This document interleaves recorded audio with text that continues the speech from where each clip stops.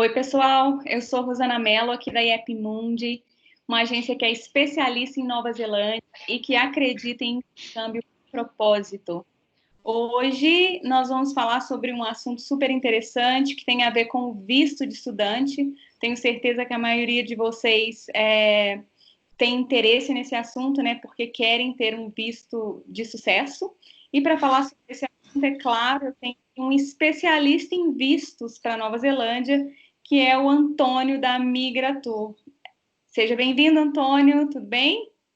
Olá, Rosana, tudo bem? Obrigado pelo convite, obrigado pela oportunidade de estar aí podendo passar um pouco assuntos muito importantes para aqueles estudantes que desejam estudar no exterior, né? No caso, especificamente Nova Zelândia.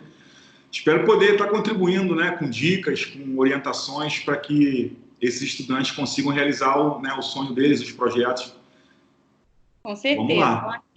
O assunto hoje vai ser bem interessante, porque a gente vai falar especificamente sobre a comprovação financeira para o visto, né? Eu acho que a maioria das pessoas sabem que tem lá um checklist que o estudante tem que atender para a imigração, né? Tem vários documentos a serem apresentados e a parte financeira, da comprovação financeira, ela é apenas um item do checklist, né? Mas é um item super importante que gera muita dúvida nos estudantes, né? Isso. Eu não sou immigration advisor e eu recebo assim várias perguntas às vezes, né? Ah, pode ser a minha tia, pode ser minha patrocinadora, né? Ou eu posso, enfim, apresentar isso ou como fala, gente, aplicações, coisas desse tipo para comprovar renda, então acho que vai ser bem legal essa conversa. Vamos aproveitar aqui do Antônio e tirar todas as dúvidas, né? E acho que vai facilitar bastante para as pessoas na hora que elas forem solicitar o visto delas, né? Na hora que elas estiverem preparadas aí. É isso aí. Então vamos começar lá, Antônio. A primeira pergunta que eu tenho aqui para você é o que a imigração solicita em termos de comprovação financeira? Né? Porque eu acho que é a primeira coisa, o que eles pedem? Então, por padrão, o que a imigração solicita para aplicação de visto de estudante é o valor de US$ 1.250 por mês ou 15 mil por ano. Então, se o aluno, por exemplo, vai fazer 6 meses de inglês, vai ter que apresentar US$ 7.500 neozelandeses. Tá? Dólares, muito importante a gente falar, dólar neozelandês, que é mais barato que o dólar americano, canadense e australiano. Por exemplo, eu aplico muitos vistos para a família que está indo estudar um mestrado. O mestrado são 18 meses. Daí, como é que se calcula um curso com um período maior? Você vai pegar aí 15 anos, 15 mil para um ano, mais 7.500 para 6 meses, total de 18 meses. Então, um total seria 22.500. O importante é que esse valor ele está cobrindo o tempo de estadia. Ele não está considerando uma passagem de ida e volta. Então, o estudante tem a opção de comprar a passagem já apresentar ou apresentar o valor da passagem. Não existe um valor, a imigração não determina um valor exato de passagem, até porque cada lugar do mundo tem um seu valor, né, seu custo de ticket aéreo.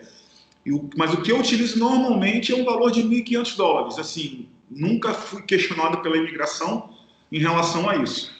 Já o estudante estando na Nova Zelândia e precisando renovar, eu utilizo aí US$ 1.200. Então, seria US$ 1.250 por mês de estudo, né? Mais o dinheiro da passagem de ida e volta, que fica ali nos US$ 1.500 também.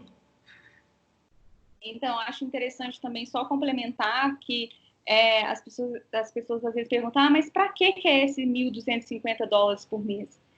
A imigração pede isso porque esse é o valor que eles acreditam que é suficiente para que você sobreviva na Nova Zelândia por um mês. Né? Então, é um valor que daria para você pagar acomodação, transporte, alimentação, mas bem básico, sem luxos, né? Eu sempre Sem falo isso. luxo. É Vida para de você. estudante, né?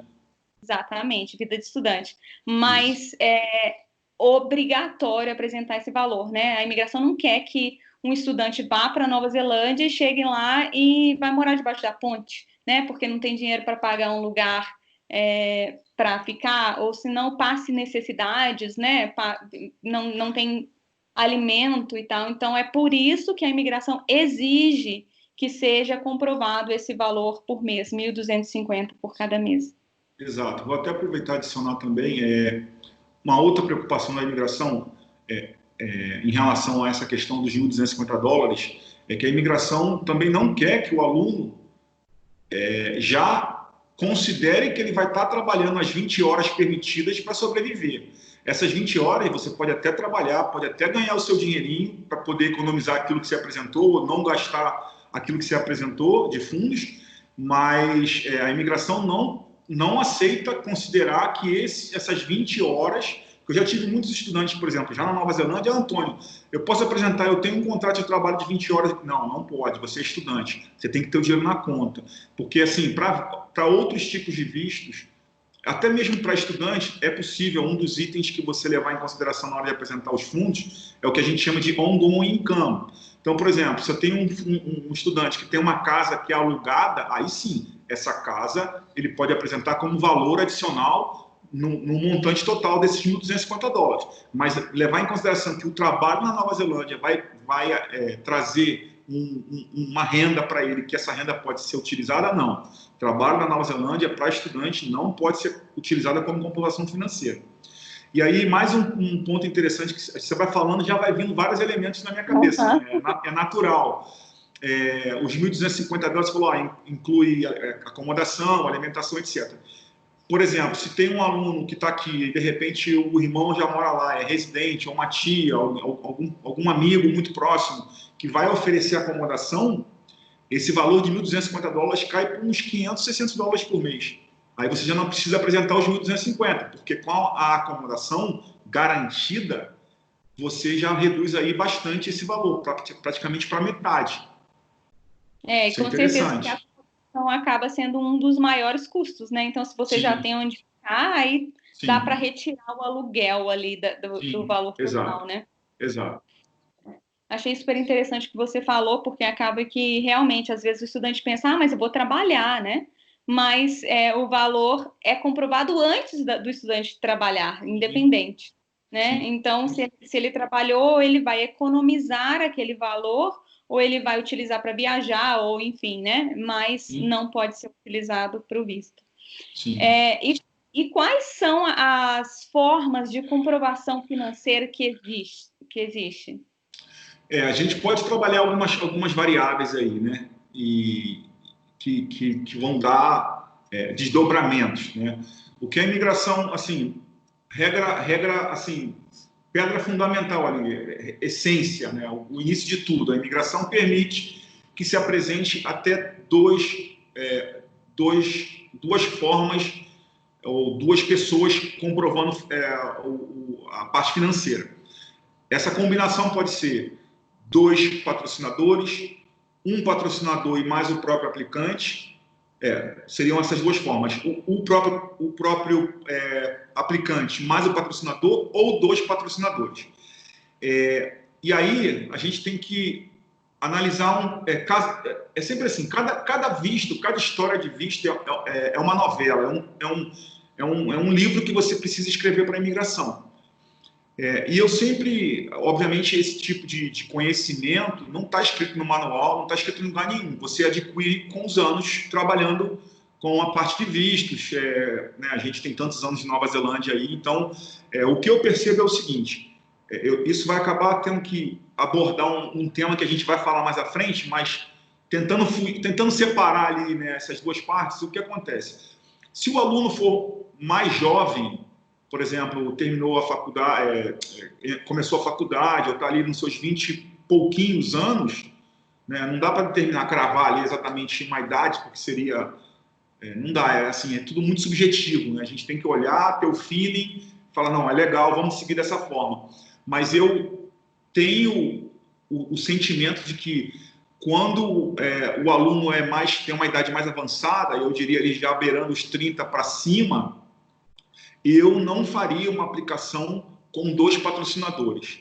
Tá? Eu faria uma aplicação, no máximo, com fundos próprios mais patrocinador. Por quê? Porque tudo isso leva numa avaliação holística, que a gente vai falar sobre todos os elementos aí na sequência, Mas se você pega, porque assim, a imigração ela tende a esperar do aplicante que quanto mais idade ele tenha, mais elementos sólidos ele tenha para voltar ao país de origem. Então, se um aplicante é muito jovem, você não pode exigir do aplicante que ele já tenha uma família constituída, que ele tenha bens, que ele seja casado. Isso tudo é muito desconsiderado pela imigração. Então, por que não ter 2 patrocinadores? É legal, talvez a mãe e uma tia próxima, a mãe e o avô, é legal. Agora, você pega uma pessoa já ali nos seus 30 para cima, vamos dizer assim, que se ele está apresentando 2 patrocinadores é porque ele não tem fundos próprios. O não ter fundos próprios leva a entender que ele não tem bens ou incentivos que volte ao Brasil. Então, não que isso não possa ser feito, tá? É que, normalmente, quando você tem um cenário desse, as demais variáveis também estão enfraquecidas. É natural, assim, a minha experiência diz isso. Aí você olha tudo em volta, os outros elementos, e fala, putz, ele não tem um bem, não tem família, não tem nada, assim, para poder tornar a aplicação sólida. Daí e aí eu falo... O problema deixa de ser somente o financeiro, né? Isso, passa a ser os outros itens, exato, né? Vamos lá. Exato. Beleza, tá aqui, tá atendido, né? Mas e os outros itens? Exato. É um perfil muito comum acontecer de quando tem 2 patrocinadores. Os demais elementos também estão enfraquecidos. É muito comum acontecer. Então, eu particularmente nunca apliquei com 2 patrocinadores. E eu consegui, graças, assim, conversando muito com os clientes, os que vieram com 2 patrocinadores, eu falei, não, vamos fazer assim, cara. Nem que você converse internamente com sua família, porque, óbvio, é um assunto muito particular, né? Cada família, né? Falou, transfere para sua conta, entra como doação, mas não entra como patrocinador, porque a partir do momento que é doação, o dinheiro é seu. A imigração não vai questionar se esse dinheiro vai ser transferido ou não, etc. Eles não podem questionar isso. Doação é doação. Tem uma carta dizendo, eu doei o dinheiro para o meu neto, para o meu filho. Um presente, né? E tal, para ele investir nele, ou enfim, né? Coisa do tipo. E para finalizar, só em relação a essas comprovações, né, quantas pessoas podem ter, a imigração também não determina o parentesco, o grau de parentesco do patrocinador. Mas também, pela experiência, já está aplicando os anos, aí aplicando os vistos como Immigration Advisor, eu sempre sugiro que seja parentes familiares diretos, muito próximos. Irmão, pai, tia, que se for, de repente, uma tia muito próxima, madrinha e avô. Quando entra primo, já tem que ver a relação do primo, assim, né? Como é que você consegue... Porque a imigração que ela fala o patrocinador tem que ser tão genuíno quanto o estudante. Se eles perceberem que o patrocinador não é genuíno, o visto pode ser negado por considerar que os fundos não são genuínos. Se o patrocinador não é genuíno, os fundos não são genuínos. E ponto. Eu acredito que às vezes é um pouco até de bom senso, né? Porque você vai pensar, por que essa pessoa que não tem relação nenhuma comigo está pagando para eu estudar fora, né? Então tem que ter como eu falei, no mínimo um bom senso, né? Tem que ter uma explicação. O meu pai pagaria para eu estudar fora, né? A minha madrinha, né? A minha madrinha que gosta muito de mim, quer me dar esse presente, pagaria para eu ir morar fora. Mas por que o meu cunhado, marido da minha irmã, tipo, né, na minha cabeça, tá? Que não tem muita relação comigo, isso aí porque eu teria que ter uma explicação bem forte, né? Exato. Porque, sei lá, né? Eu tô aqui pensando, mas talvez ele pagaria, porque ele está investindo em mim para trabalhar na empresa dele. Não sei. Aí é o que eu te falo, aí a gente tem que olhar caso a caso. Exatamente. De repente, por exemplo, um primo, é porque, sei lá, né, a gente cresceu junto na mesma casa como se fossem irmãos. Minha tia que me criou, entendeu? Aí a gente começa a olhar caso a caso, mas no geral, a princípio, a primeira regra de preferência, os parentes diretos. Se não for parente direto, vamos ver qual é a exceção que se aplica para que vocês sejam tão próximos. Sim. É mais ou menos por aí que a gente vai. Eu acho que ficou bem claro aí para as pessoas, né? Que eu acho que tem que realmente ser analisado e para ter segurança, né? Tem que ter uma relação forte e genuína, né? Que foi o que você colocou aí. Isso. E com relação à pessoa que ela comprova os fundos dela próprio, o que é necessário para ela comprovar? Eu sei que uma das coisas é o extrato de 6 meses, né? Dos 6 últimos meses. É o documento, assim, principal. Isso. Esse é o documento básico, assim, é o que não pode faltar, tá? Vira e mexe, alguém me pergunta, Antônio, mas eu tenho uma casa, posso usar? Bens podem ser utilizados como comprovação? Não, não podem. O bem, um bem, por exemplo, um carro, uma propriedade, um terreno, ele pode ser utilizado como vínculos com o Brasil, o que é legal, mas como comprovação financeira não pode. O dinheiro tem que ter liquidez imediata. E aí a gente pode considerar dinheiro em conta corrente, poupança, investimentos que você tenha possibilidade de resgatar assim em período curto, 24, 48, 72 horas. Não dá para você, por exemplo, apresentar um investimento que o resgate só vai ser em 2022. E a imigração não aceita isso. Então, eu já fiz várias aplicações, por exemplo, com previdência privada, porque a previdência privada você pode resgatar. É óbvio que você vai perder uma graninha ali, né? Tem uma multa. Tem alguns investimentos até que você pode resgatar antes, né? Que vai ter uma multa, mas desde que se possa resgatar antes, pode ser utilizado. O cartão de crédito também pode ser utilizado, só que assim, mais uma vez, não tem nada escrito nas instruções da imigração. O que a imigração diz o cartão de crédito pode ser utilizado como uma forma de comprovação financeira. Não dizem quanto. Então, assim, na minha cabeça, o que eu penso mas peraí, o cartão de crédito não é dinheiro nosso. A gente tem que pagar esse dinheiro para alguém. Então, desde o início, quando eu comecei lá atrás como Immigration Advisor, eu tive que criar, dentro do meu bom senso, um limite para os clientes apresentarem, que era de 30%. Isso eu criei para mim. Se de repente a imigração aceita 50%, pode ser, mas eu também não quero tentar, porque vai que não aceita. Porque o que pode acontecer é a imigração voltar e falar assim, peraí, você está me apresentando 50% de cartão de crédito, como é que você vai pagar isso de volta? Alguém tem que pagar essa conta. E aí você tem que responder. Eu tive um cliente, por exemplo, que foi algo similar, que ele fez um empréstimo para poder viajar. E o empréstimo estava na conta. E eu falei, você tem que justificar. Ele justificou. Legal, porque todo depósito de alto valor tem que justificar. Ele justificou, só que a imigração voltou e falou assim, me explica como é que você vai pagar esse empréstimo. Aí o pai assumiu o empréstimo, fez uma cartinha dizendo que ele ia pagar o empréstimo, mandou o payslip dele, né, o contra-cheque, o lerite, enfim, a gente resolveu. Então, essa mesma concepção pode cair para um cartão de crédito. Então, o que eu utilizo no máximo 30%. Assim, chorando 30%, que dependendo do valor já é muito alto. Ele teria que apresentar combinado, né? Por exemplo, 30% Isso, pode ser combinado. Cartão de crédito, mais o restante em dinheiro na conta dele, por exemplo. Os outros 70%. Exatamente, pode ser. Eu já não faria, por exemplo, cartão de crédito mais dinheiro, mais patrocinador. Eu já não faria. Uhum. Apesar do cartão de crédito é dele, né? Fundos próprios, então ele pode usar, mas assim, já começa a ficar frágil a parte financeira. Aí o que eu faria se fosse estudante? Quem vai ser seu patrocinador? Minha mãe, meu pai, minha irmã. Veja se com eles, se eles não conseguem transferir o dinheiro para sua conta e ser doação. Porque a doação ela é um pouco mais forte que o patrocínio. Sim. Dependendo da idade do cliente também. A gente tem que levar em consideração todo o cenário, né? Eu vou no feeling, eu vou... Fazer combinado, Antônio? É muito comum? Muito comum. Assim, normalmente cartão de crédito é mais para família. Eu normalmente não tenho cartão de crédito. É uma coisa, assim, é estatística, né? Números. Eu normalmente não tenho cartão de crédito para aplicantes individuais, solteiros, ou até mesmo casais jovens. Um está indo estudar, os dois estão indo estudar inglês, não tem. Normalmente, quando a família, que aí você põe ali 4 pessoas, né? E aí o valor a ser comprovado é realmente bem alto, aí entra, é mais comum entrar para cartão de crédito. Mas também ali no limite de 30%. E aí acaba sendo o preço da passagem, né? E o imposto de renda? Imposto de renda também é válido como comprovação?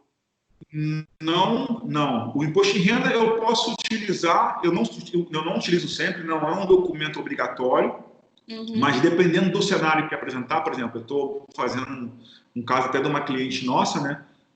Que a gente está tratando aí, até cliente da IE, que o patrocinador vai ser o pai dela. E o pai dela tem uma boa grana na conta, um bom montante, mas ele não tem evidências da origem do dinheiro, porque ele mora no interior, então ele tem um monte de terra arrendada, ele tem cabeça de gado, e aí você sabe, no interior é tudo na boca, vai dar um aperto de mão, né?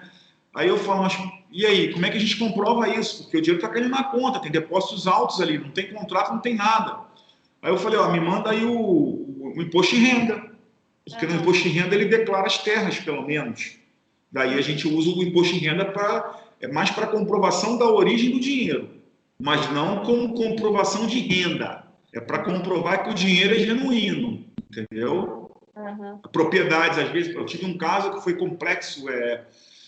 O cliente, o estudante tinha, ele mais 3 irmãos, o pai faleceu, deixou 6 imóveis para todos eles, cada um com 25% do imóvel.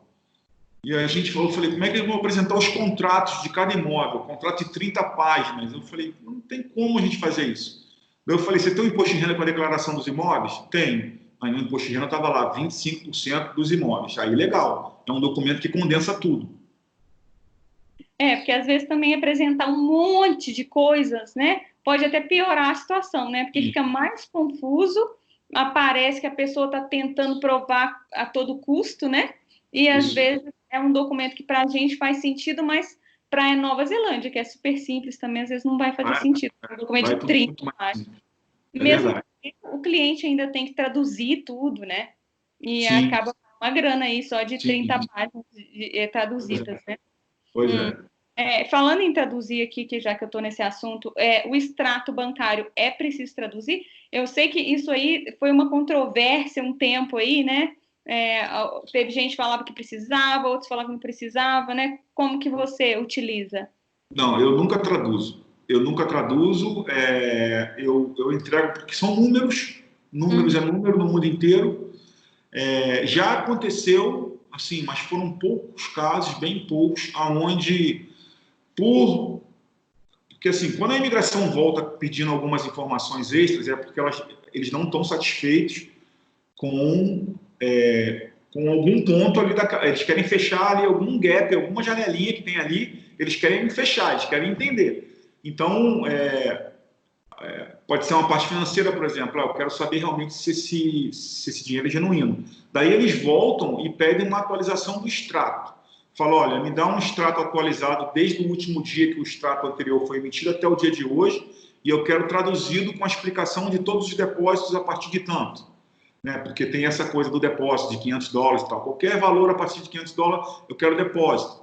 Aí, tudo bem, aí a gente traduz esse último extrato atualizado e explicação dos depósitos. Não é comum acontecer, assim, pouquíssimas vezes aconteceu, mas se eles pedirem, aí tem que traduzir. Mas assim, 98% chutando aí, não pede, não traduz. Teve uma época onde o Washington fechou, mas isso foi uma fase transitória, quando a imigração estava realocando, né, os seus hubs, né, seus polos de processamento de visto, que era feito em Washington. O Washington fechou, aí foi para Mumbai, que foi entre novembro de 2017 e janeiro de 2018, que foi assim um caos, 18 ou 19, alguma coisa assim. Foram 3 meses de caos, porque a imigração realmente percebeu que tinha feito, né, um movimento completamente errado, e aí falou, não, para tudo, joga para Nova Zelândia. A partir dali voltou tudo ao normal. Hoje é processado na central da Nova Zelândia, os vistos de estudante. Mas, em geral, não é pedido. Eu não peço para meus clientes traduzirem em extrato, não. Sim. Então, eu também concordo com você, acho que número é número, mas eu me lembro que teve uma controvérsia aí enfim, né, se houver a necessidade, eles podem solicitar e o cliente pode providenciar depois também, né, de qualquer forma. Isso. Eles não podem negar um visto porque o documento não está traduzido. Eles não podem. Eles podem negar um visto porque já teve um caso, uma cliente que eu falei para ela, você tem um depósito aqui de R$30 mil que foge completamente da sua movimentação bancária. Você tem que explicar. Aí a cliente, não, manda assim mesmo, manda assim mesmo. Eu falei, o visto pode ser negado. Não, manda assim mesmo. O visto foi negado. pelos 30 mil, simplesmente pelo dinheiro que foi depositado, e ela não quis explicar. Era um parágrafo, e ela não quis explicar. Isso pode acontecer, o Esse visto é é um negado. ponto super importante, né? Porque realmente você tem uma movimentação lá normal. Aí, de repente, começou a aparecer uns valores bem na Ah, época de sim. você viajar, né? É. Então, esses valores, eles precisam ser explicados. Você tem um valor, tipo, limite, tipo, acima de X, tem que explicar. Ou é... Não, não, varia muito. Eu vejo, eu peço, um dos primeiros documentos que eu peço é um extrato temporário para eu dar uma olhada no extrato. E naquele extrato ali eu olho e. Porque assim, tem gente que pode ter movimentações altíssimas. Principalmente um patrocinador, um pai que tem uma conta bancária, pessoa jurídica. E aí já tive casos de movimentação de 100 mil, depósito 100 mil, 150 mil, 200 mil. Aí você cai no depósito ali de 50 mil, não é nada, faz parte da movimentação natural da empresa. O que a Entendi. Então, imigração depende, chama atenção? do Isso, depende estado do. né?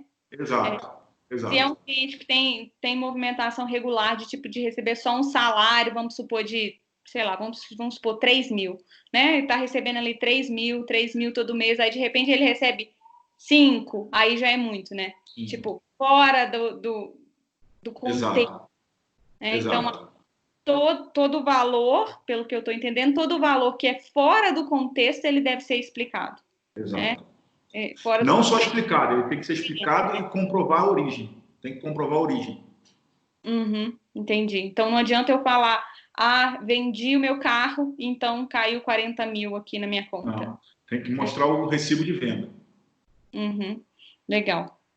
E com relação, isso aí tudo a gente está falando mais a pessoa apresentar por ela mesma, né? Aham. Os financeiros. E quando ela for usar um sponsor, primeiro, tem algum limite para usar sponsor? Qualquer um pode usar sponsor? Você mesmo já falou aí, que eu peguei antes, né? Com relação a se a pessoa for de uma idade mais avançada, às vezes fica um pouco, né? Enfraquece as outras partes, né? Ela usar o sponsor. Mas tem alguma regra? Tipo, você pode usar, Então, você não pode usar sponsor?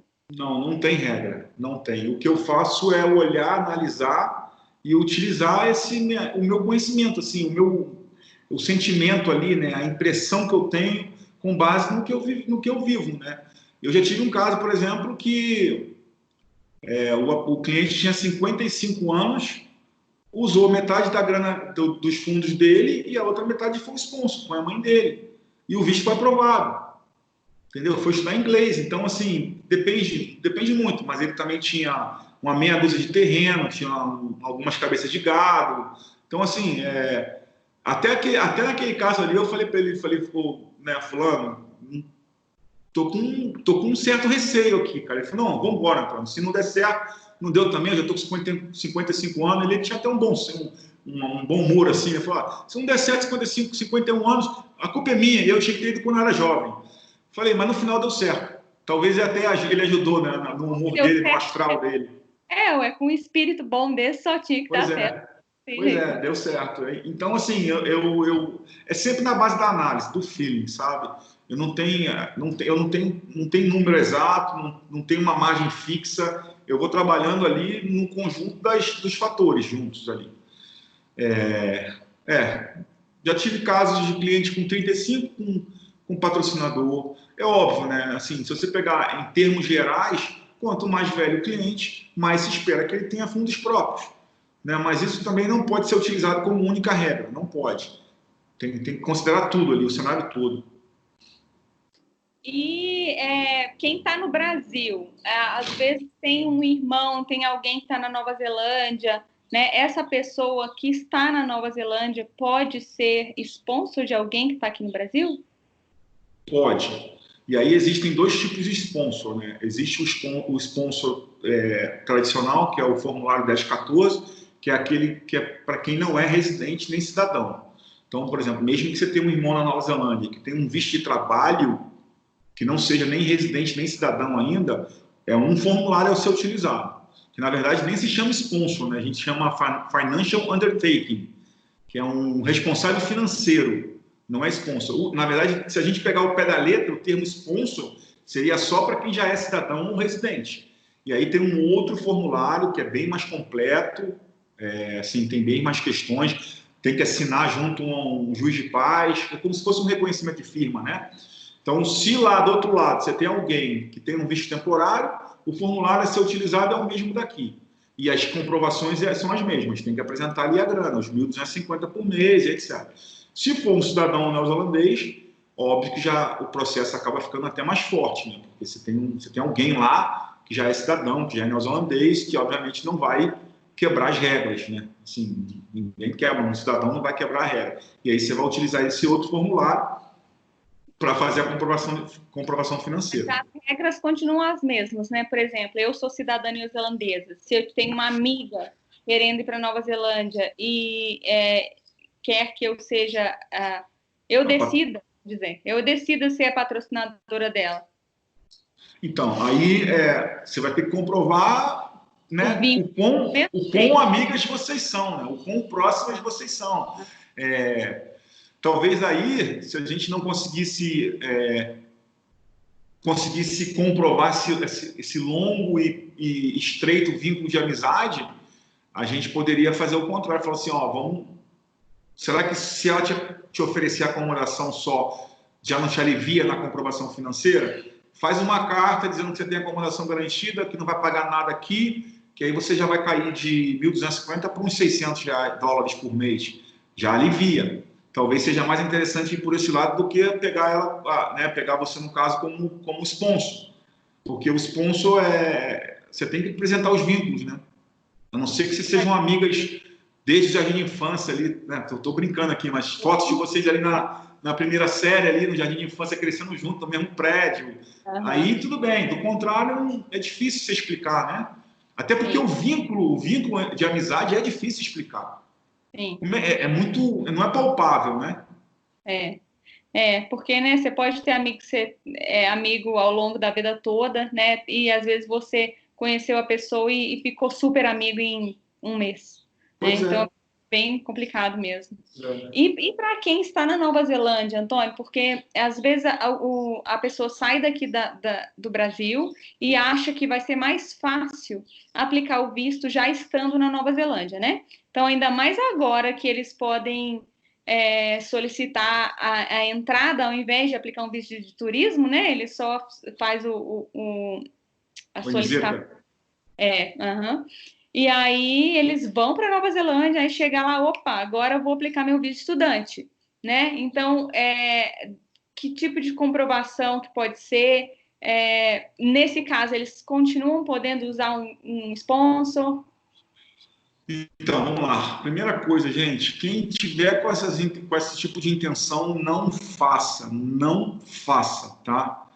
De fato, vou tentar colocar uma data próxima aqui, até outubro do ano passado, era realmente mais tranquilo você viajar como turista, porque normalmente quem tentava fazer essa articulação, né, de entrar como turista e aplicar lá, era quem tinha receio do seu perfil não ser aprovado pela imigração, porque sempre existiu, né, o boato ali, os rumores, né, que aplicar um visto lá dentro era mais fácil que aplicar aqui fora. E, de fato, era mais tranquilo. Só que de outubro para cá, do ano passado para cá, a imigração virou a chave, assim, 180 graus, e eles não avisaram nada para ninguém.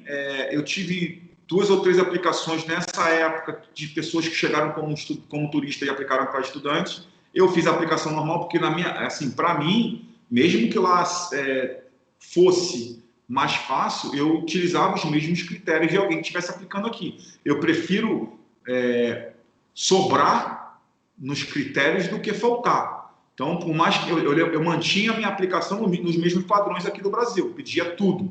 Tudo que fosse documento eu pedia. Carteira de trabalho, tudo. Olerite, tudo.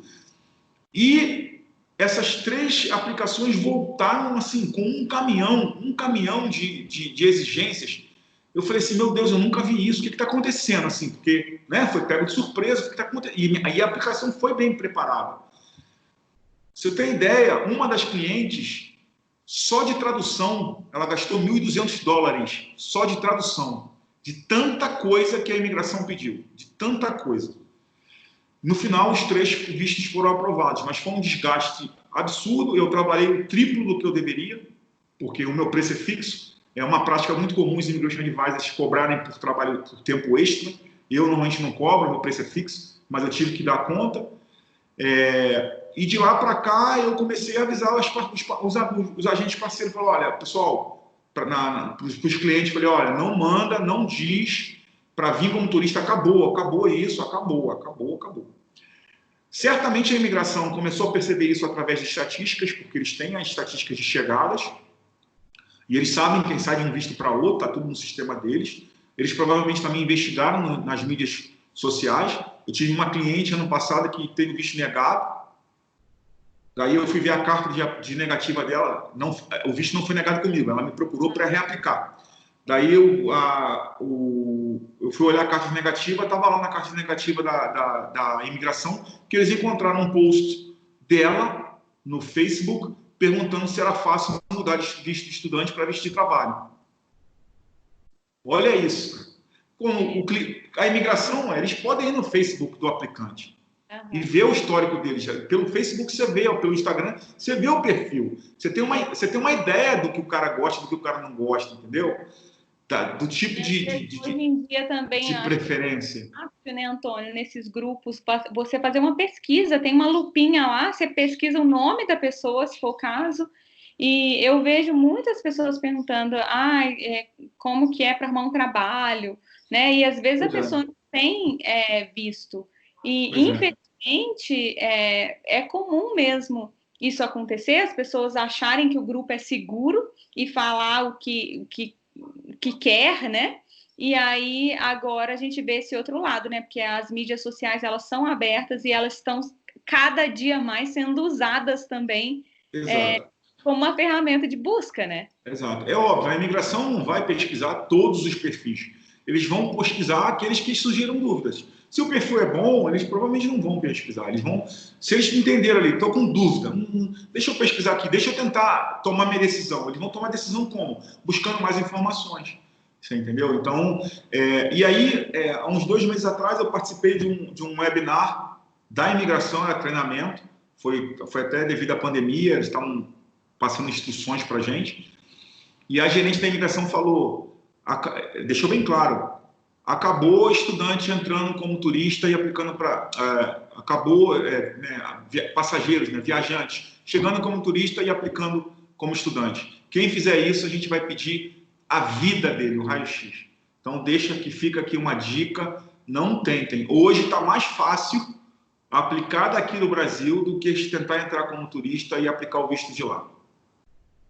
E aí, em termos de comprovação financeira, né, basicamente, que é o que a gente está falando, se o cara já fez isso, já está lá agora, né, e quer aplicar um visto de estudante independente, sabendo que eles vão pedir o raio-x inteiro, né, ele pode usar um sponsor no Brasil? Não, ele só pode usar o sponsor, a condição para ele usar o sponsor é que ele tenha tido um visto aplicado antes de entrar na Nova Zelândia, um visto de estudante, aonde tenha utilizado o sponsor. Então, por exemplo, se eu apliquei um visto de estudante aqui no Brasil, utilizei minha mãe como sponsor, entrei na Nova Zelândia, estudei, quero renovar o meu visto de estudante, utilizar minha mãe de novo, não há problema algum. Eu não posso nunca mudar de sponsor. Se for minha mãe, ela vai ter que continuar sendo ad eterno. Quando eu estiver estudando, precisando de sponsor, tem que ser ela. Se o aluno, o estudante, viaja, entra como turista e quer aplicar um visto lá dentro, ele não pode ter sponsor, porque ele não teve sponsor fora. Então, a possibilidade é fazer doação, transfere para a conta. É uma possibilidade. Só que nem sempre o pai ou a mãe, o sponsor, quem quer que seja, está disposto a transferir dinheiro para a conta. Né? É algo muito particular, é coisa familiar até ali, a decisão.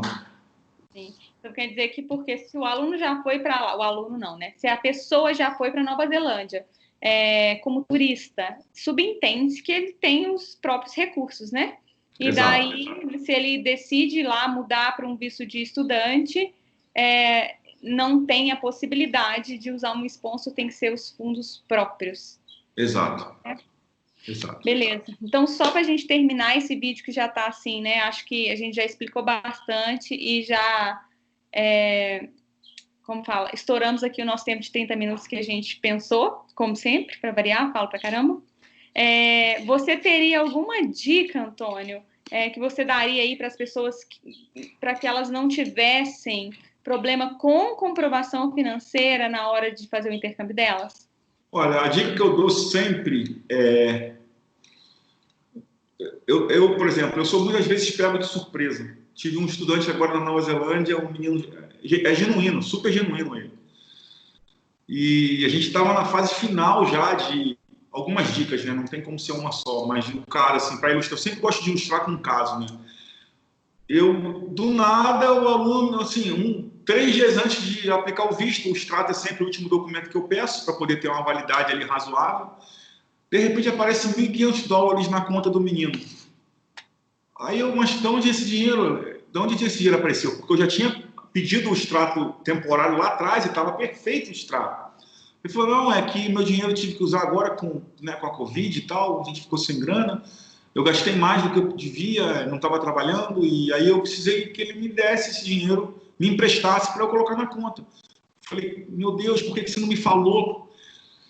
Daí a gente teve que usar a criatividade, né? Mas quem é ele? Ele mora comigo, ele é seu flatmate? O contrato está no nome de quem? Olha a trabalheira que deu, isso na véspera de aplicar o visto. O contrato está no meu nome, então ele paga o dinheiro para você, ele transfere o dinheiro para você de aluguel? Sim. Então você vai fazer uma carta com ele assinando, dizendo que ele já transferiu esse dinheiro antecipadamente para os próximos aluguéis aí, dos próximos 4, 5 semanas aí. Aí o dinheiro entrou como dinheiro que o flatmate transferiu para poder pagar o aluguel.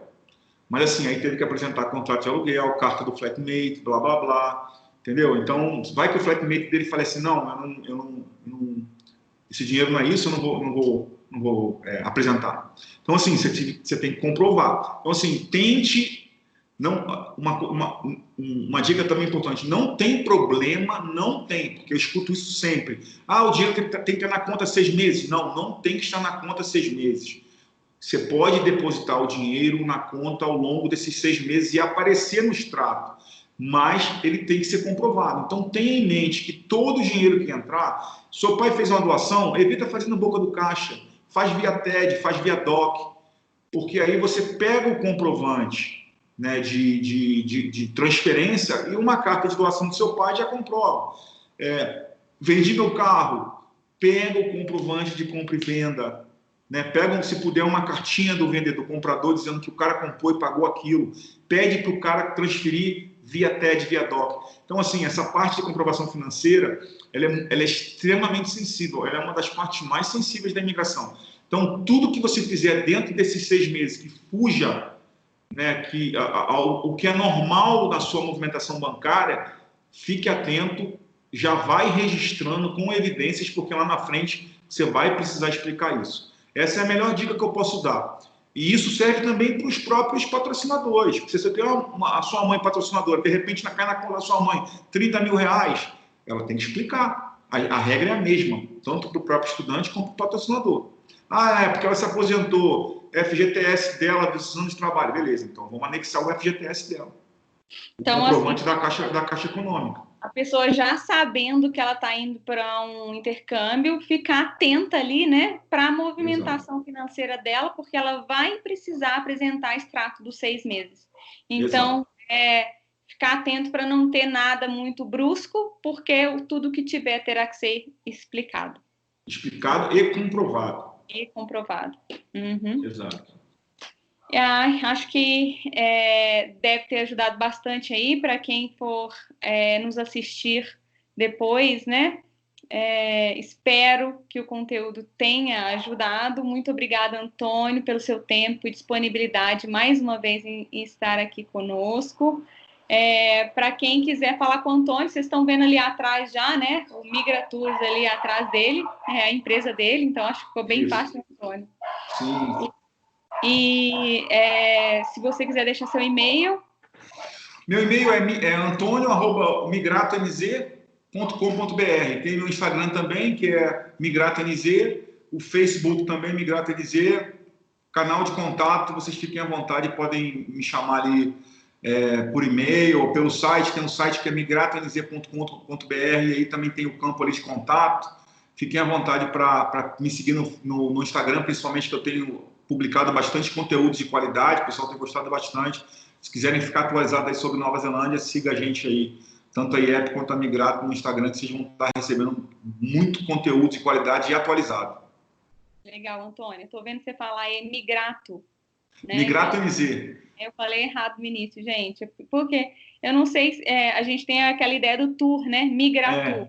Todo mundo fala Migratur. Quando eu criei essa palavra, eu falei, vai ser Migrato. Mas todo mundo fala Migratur, mas não tem problema, é tranquilo. Então, beleza, agora aprendi. Da próxima vez vou falar certinho, tá bom? Então tá, joia. Beijo para você e até a próxima. Tchau, tchau. Um beijo. Tchau, pessoal. Tchau, tchau.